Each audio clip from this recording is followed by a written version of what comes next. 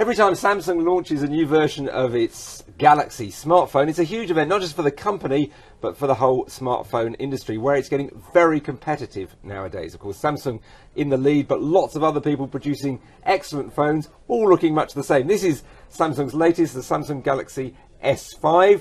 A nice looking phone, as I said, but to many eyes, it will look pretty identical to a lot of other products on the market. So, Luke Mansfield, what differentiates this from, say, the HTC One M8, which we saw recently? Hi, Rory. So basically, we've returned as Samsung to a sort of hardware tour de force. So we've taken everything that we know consumers love and we've crammed it into one package. So if you're worried about giving your phone to your kids, don't worry about this one. It's waterproof, it's dustproof, you can take it to the beach. Do you want to prove that? Go on, we'll prove it. There you go. Oh, it still seems to be working. Still going, still going. Right. You get it out now. Yeah. I've now got a wet phone.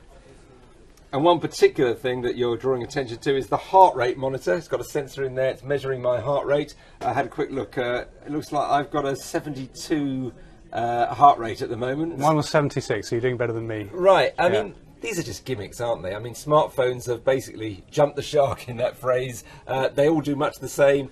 Gimmicks like that don't make much of a difference. I think if you're really into fitness, it's not a gimmick. The great thing about the S5 is whatever you're into, there's something in there for you. And I think it saves, like if you have 100 different phones for 100 different people, there's one phone for everybody. And so, if you don't find value in the heart rate monitor, I think you'll agree it's not really in the way. It's a great feature if you'd like to use it. And if you don't, there's no real disadvantage to having that there. Now, some have criticised you for being a bit plasticky, for not having the pure metal feel of, say, an iPhone or the HTC One. What's your response to that? So one of the things that's really important to us at Samsung is to give people options to do what they want to do with their phones. So the great thing about the polycarbonate backs is you can just pull them off. You can put a new SIM card in. You can switch out your SD card. It's very difficult to achieve that with a metal phone. Similarly, to get the waterproof and the dustproof, gasketing a metal back is actually much more complex. And so the best way of providing the biggest and most expansive set of features to our customers is to stick with polycarbonate.